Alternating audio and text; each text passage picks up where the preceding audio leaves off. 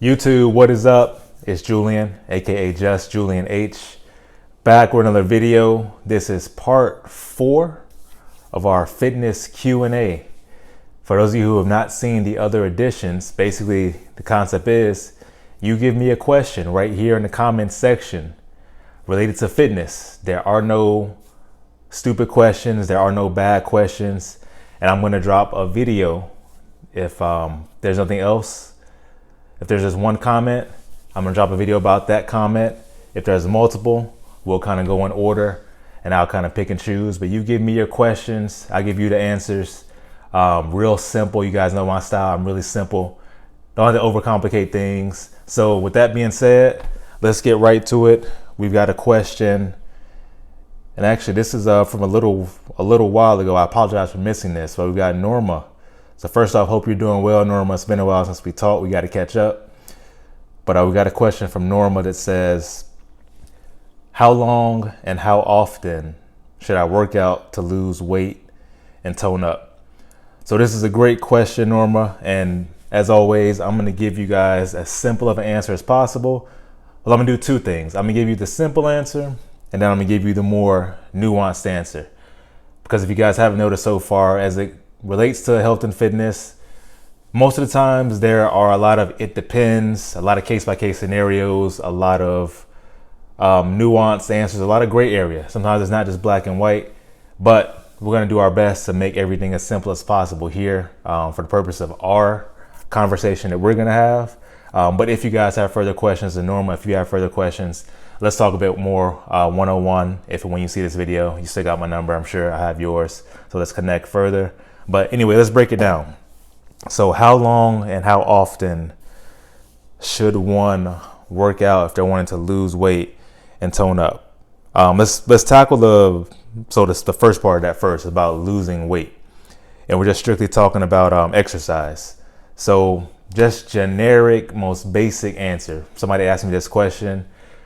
If you're willing to commit 3 times/3 days per week, exercising at least 30 minutes to say 60 minutes. That's a great starting point for most people, especially if right now you aren't active at all, aren't doing much.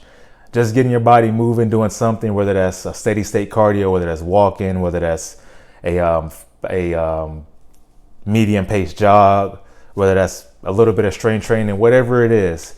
If you can start off with 3 days a week, 3 times a week, doing something active where you're gonna, get a little sweat in, you're gonna burn some calories, that's a great starting point. That's the simple answer. Now, the more nuanced answer comes if, let's say you've already been doing that for a while. Let's say your body's conditioned to already exercising on a regular basis already. Then you're probably gonna have to push it a little more to get the stimulus you need to burn the calories you need at the pace that you want. So I'm assuming most of us want, we want to create a lifestyle, want to create long-term results, but most of us don't want to necessarily wait forever to get the results we need. So as far as weight loss, let's break that down. So the average weight loss, if you're in what we call caloric deficit, that means you're burning more calories per day than what you're putting in your body. That means through your activity, your just everyday walking around, you're sleeping, the exercise you're doing, every day you're burning a certain amount of calories.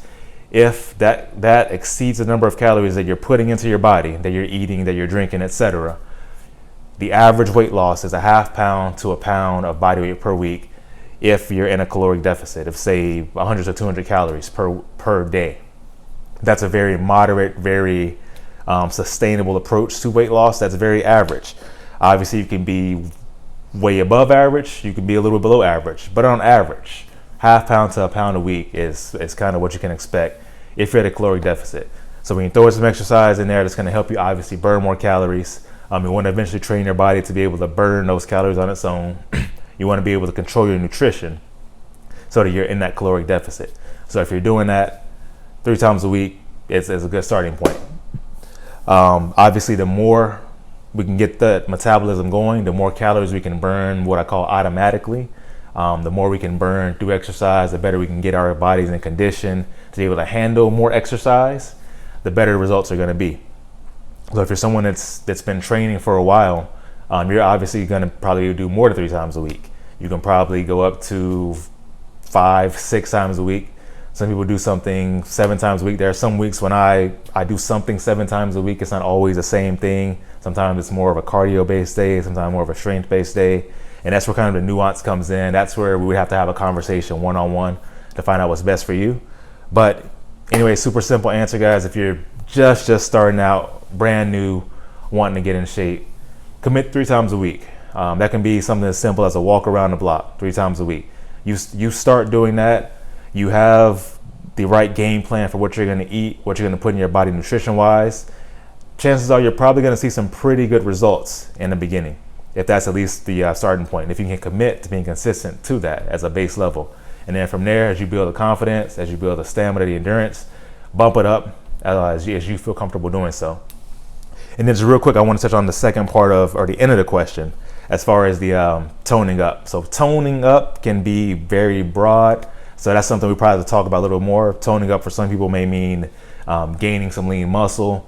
Toning up for some people may just mean burning body fat. So that's a very broad word, something that I've talked about before here on the channel.